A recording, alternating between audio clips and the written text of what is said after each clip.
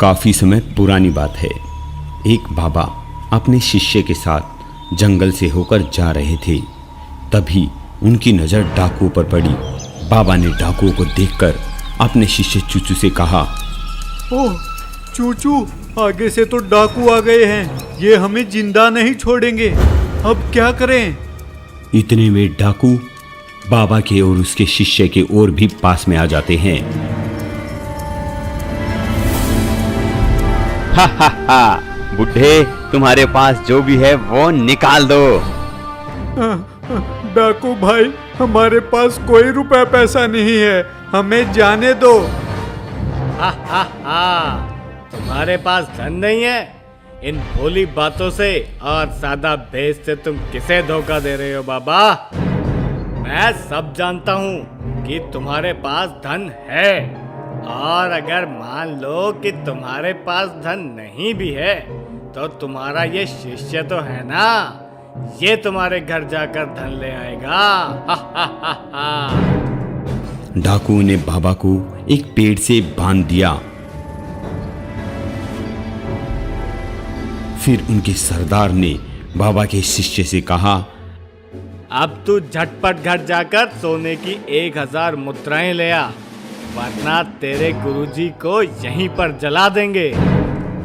चूचू डरते डरते बाबा के पास गया और बोला, बाबा, मैं जल्दी ही लौट आऊंगा, लेकिन आप इन डाकुओं को वो चमत्कारी मंत्र मत बताना। बाबा को एक ऐसा चमत्कारी मंत्र आता था, अगर उस मंत्र का शुभ मुहूर्त पर जाप किया जाए तो आसमान से रतन और स्वर्ण मुद्राएं बरसने लग जाती थी। डाकुओं के सरदार ने बाबा के शिष्य को धमकाते हुए कहा, ओए छोकरे, अब यहाँ से चलता बन और तुझसे जो कहा गया है वो कर, वरना हमसे बुरा कोई नहीं होगा। जी जी, मैं जल्दी ही वापस आ जाऊंगा, आप मेरे गुरुजी को कुछ मत करना, मैं जल्दी ही स्वर्ण मुद्राएं लेकर वापस आ जाऊंगा। इतना कहकर चूचू डाकू के सरदार के पास से चला जाता है। डाकू बाबा को कैद कर लेते हैं। बाबा को रात होने पर सर्दी लगती है। वो देखते हैं कि डाकू आग के पास बैठकर आग सेक रहे हैं। बाबा सोचते हैं, काश मैं भी आग सेक सकता तो मैं जिंदा बच जाता, लेकिन ये दुष्ट मुझे ऐसे ही पेड़ से बांधे रखेंगे जब तक कि मेरा शिष्य चूचू नहीं आ जाता। फिर बाबा ने आकाश की ओर देखा और सोचने लगे, अरे शुभ मुहूर्त, क्यों न मैं इन डाकुओं को चमत्कारी मंत्र के बारे में बता दूं और इस कैद से मुक्त हो जाऊं, तभी जिंदा बच पाऊंगा। लेकिन मेरे शिष्य ने तो। किंतु बाबा को अपने शिष्य की बात याद आती है जो उसने मंत्र ना बताने की कही थी। आखिर में बाबा सोचते हैं, ऐसा ज्ञान किस काम का जिसका समय पड़ने पर उपयोग भी ना हो पाए। अगर इस मंत्र का उपयोग करके मेरी जान बच जाती है तो इससे बढ़िया उपयोग इस मंत्र का भला क्या हो सकता है। चलो मैं बता ही देता हूँ। बाबा ने काफी सोच विचार करने के बाद डाकू के सरदार को अपने पास बुलाया और हिम्मत जुटाकर उससे कहा, डाकू भाई, मेरे पास आपके लिए एक बहुत ही बढ़िया चीज है जो आपके बहुत काम आएगी। जल्दी बोल, मेरे पास तेरी बकवास सुनने के लिए टाइम नहीं है। डाकू जी, अगर मैं रत्नों की वर्षा कर दूं, धन की वर्षा कर दूं, तो क्या तुम मुझे छोड़ दोगे? रत्नों की वर्षा? हा हा हा, क्यों मजाक कर रहे हो बाबा? तुम्हें छूटने का और कोई बहाना नहीं मिला जो तुम मुझे ऐसे बहका रहे हो? नहीं नहीं नहीं डाकू भाई, मैं बिल्कुल सही कह रहा हूँ। मुझे एक ऐसा चमत्कारी मंत्र आता है जिससे मैं धन की वर्षा कर सकता हूँ। बाबा ने डाकू के सरदार को अपने चमत्कारी मंत्र के बारे में बताया, लेकिन डाकू के सरदार को बाबा पर विश्वास नहीं हो रहा था। पर फिर डाकू के सरदार ने सोचा बाबा कह तो ठीक ही रहे हैं। मान लो अगर इनके पास कोई मंत्र नहीं भी हुआ तो कैद में तो मेरे पास ही रहेंगे ना। और वैसे भी अब तो इनका शिष्य 1000 सोने की मुद्राएं लेकर आता ही होगा। डाकू ऐसा सोच ही रहा था, तभी बाबा ने पीछे से कहा, डाकू भाई, कुछ समय बाद ग्रह इस स्थिति में होंगे जब मैं मंत्रों के द्वारा धन की वर्षा कर पाऊंगा। यदि आपने जल्दी से जवाब नहीं दिया तो ये शुभ मुहूर्त निकल जाएगा। छोड़ो बाबा, अब बहाने मत बनाओ। मैं तुम्हें आजाद कर दूंगा। तुम ऐसा करो, अपने मंत्रों को शुरू करो। लेकिन सरदार, उससे पहले मुझे स्नान कर कुछ तैयारियां करनी होंगी। हाँ ठीक है, लेकिन याद रहे अगर तुमने कोई भी चालाकी दिखाने की कोशिश की तो अपनी जान से हाथ धो बैठोगे। डाकू के सरदार ने बाबा को धमकाया। कुछ देर बाद बंधन मुक्त होने पर बाबा स्नान आदि से निवृत्त होकर मंत्र जाप करने की तैयारी करने लगे। करीब आधा घंटे के बाद बाबा ने पूजा समाप्त की और अगले ही क्षण रत्नों की वर्षा होने लगी। सरदार, ये तो मजा आ गया। चारों तरफ से धन की वर्षा हो रही है। अब तो हम माला माल हो जाएंगे। सरदार, मजा आ गया। साथियों, ऐसा करो, इस सारे सोने को इकट्ठा करके एक बक्से में डाल लो। एक भी रतन बचना नहीं चाहिए। जाओ, सारा सोना इकट्ठा कर लो, एक जगह पर ले आओ सारा का सारा। फिर गब्बर सिंह बाबा के पास आया और कहने लगा, शाबाश, अब तुम जा सकते हो। बाबा ने मन ही मन सोचा, चलो, अच्छा हुआ जो मैंने अपने शिष्य की बात नहीं मानी, नहीं तो मुझे जान का खतरा था। पता नहीं मुझे कहां फंसा के चला गया, मूर्ख। अब सुबह होने वाली थी। जैसे ही बाबा वहां से निकलने वाले थे, तभी एक दूसरा डाकुओं का गिरोह वहां आ पहुंचा, जिसका सरदार था भैरव सिंह। वो गब्बर सिंह से भी तगड़ा था। खबरदार, जो कोई भी अपनी जगह से हिला तो सरदार भैरव सिंह के आदमियों ने तुम लोगों को चारों तरफ से घेर लिया है। कोई भी नहीं बचेगा अगर कोई भी हिला तो। गब्बर सिंह ने भैरव सिंह से पूछा, ठहरो भैरव सिंह, पहले तुम ये बताओ कि तुम ये कर क्यों रहे हो? ये भी कोई पूछने की बात है? अब तुम्हारे पास जितना भी धन है वो मेरा हुआ। तभी गब्बर सिंह कहता है, हा, बस इतनी सी बात है भैरव सिंह? फिर तो तुम्हें इन बाबा जी को अपने काबू में करना चाहिए, क्योंकि अंडों के लिए मुर्गी को नहीं काटा जाता बल्कि उसे पाला जाता है। अबे चुप! अगर और मजाक किया तो इस पेड़ पर उल्टे लटकते नजर आओगे। भला ये पोंगा बाबा मेरे किस काम का? अरे नहीं भैरव सिंह, ये बाबा बहुत ही गुणवान है।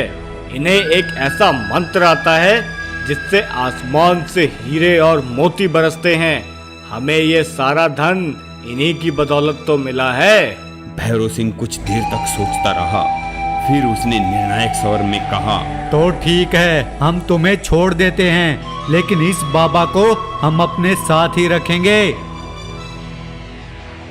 ऐसा कहते हुए गब्बर सिंह सारा धन लेकर वहां से चला जाता है।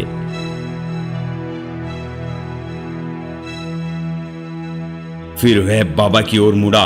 बुढ़े, क्या तुम धन के बरसात कर सकते हो? लेकिन उसके लिए 1 वर्ष का इंतजार करना पड़ेगा। बुढ़े, मुझे बेवकूफ मत बनाओ। मुझे ये धन अभी चाहिए है।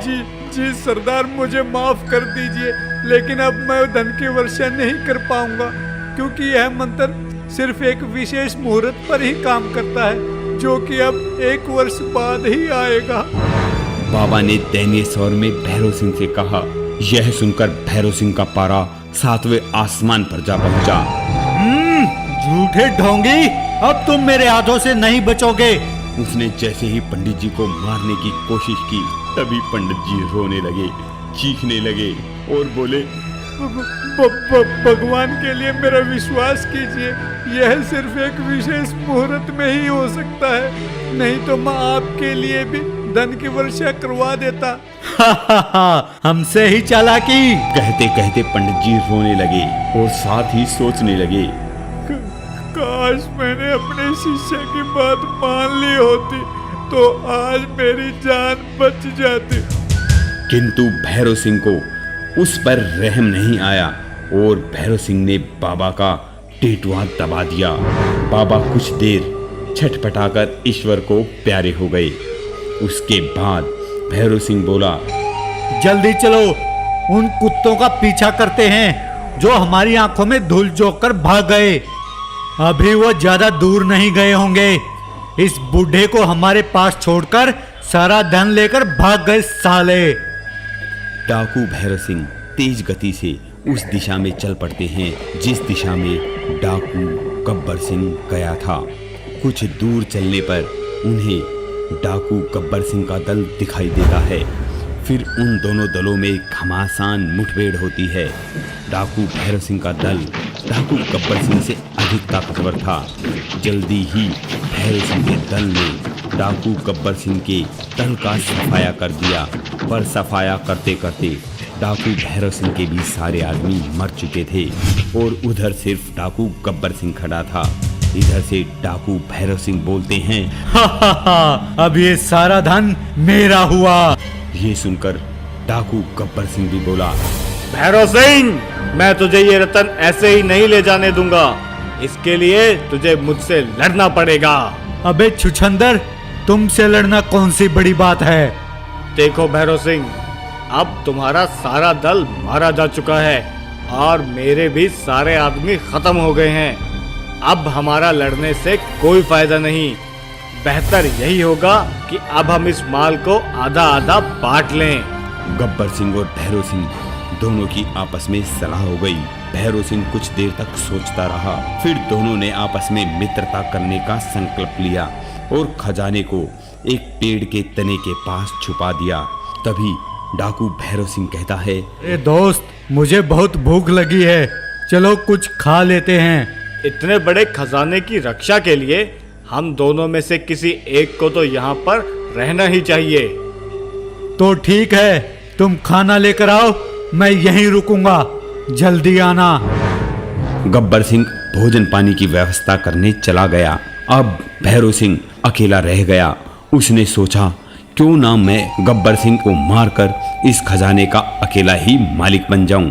फिर वह एक चट्टान के पीछे छिपकर बैठ गया। हा, अब जैसे ही गब्बर सिंह आएगा मैं उसे मार दूंगा और फिर सारा खजाना मेरा, मैं सारे खजाने का मालिक होऊंगा। उधर गब्बर सिंह भोजन सामग्री लेकर वापस आ रहा था। रास्ते में उसने सोचा, पहले मैं अपना पेट भर लेता हूँ, उसके बाद जो खाना बचेगा वो मैं अपने दोस्त के लिए ले जाऊंगा। और वैसे भी वो मेरा किस बात का दोस्त हुआ, मैं उसके साथ अपनी दोस्ती हरगिज़ नहीं रखूंगा, चाहे वो खजाने के मामले में हो या खाने के मामले में। उसको तो मैं अपने रास्ते से हटाकर ही रहूंगा। ऐसा सोचकर फिर क्या था, डाकू गब्बर सिंह ने बचे हुए भोजन में जहर मिला दिया और मंजिल की ओर चल दिया। जैसे ही गब्बर सिंह वहां पहुंचा, तभी भैरव सिंह ने पीछे से आकर वार कर दिया। एक ही वार में गब्बर सिंह ढेर हो गया। तू तो मर गया। अब ये सारा खजाना सिर्फ और सिर्फ मेरा है। इस सारे खजाने को मैं यहाँ से ले जाऊंगा, लेकिन उससे पहले भरपेट खाना खाऊंगा। ये सारा खजाना मिलने के बाद मैं और बड़ा गिरोह बनाऊंगा और अपनी जिंदगी ऐसे बिताऊंगा। लेकिन पहले मैं खाना खाता हूँ, भूख के मारे दम निकला जा रहा है। वह खुश होकर भोजन करने बैठ गया, लेकिन भोजन तो विषैला था। उसने जैसे ही भोजन खाया तो भैरव सिंह भी उस विषैले भोजन से मर गया। थोड़ी देर के बाद जब बाबा का शिष्य स्वर्ण मुद्राएं लेकर लौटा तो उसे चारों ओर लाशें ही लाशें दिखाई दी। बाबा ने मंत्र का उपयोग कुपात्रों के लिए किया। काश उन्होंने मेरी बात मान ली होती। फिर वह रोते हुए और उदास मन से वापस चला गया। तभी कहते हैं, छोटों की सीख भी कभी कभी बड़े काम की होती है। अगर बाबा अपने शिष्य की एक छोटी सी सीख मान लेते और उस चमत्कारी मंत्र का राज डाकू गब्बर सिंह को ना बताते तो उनके प्राण बच जाते।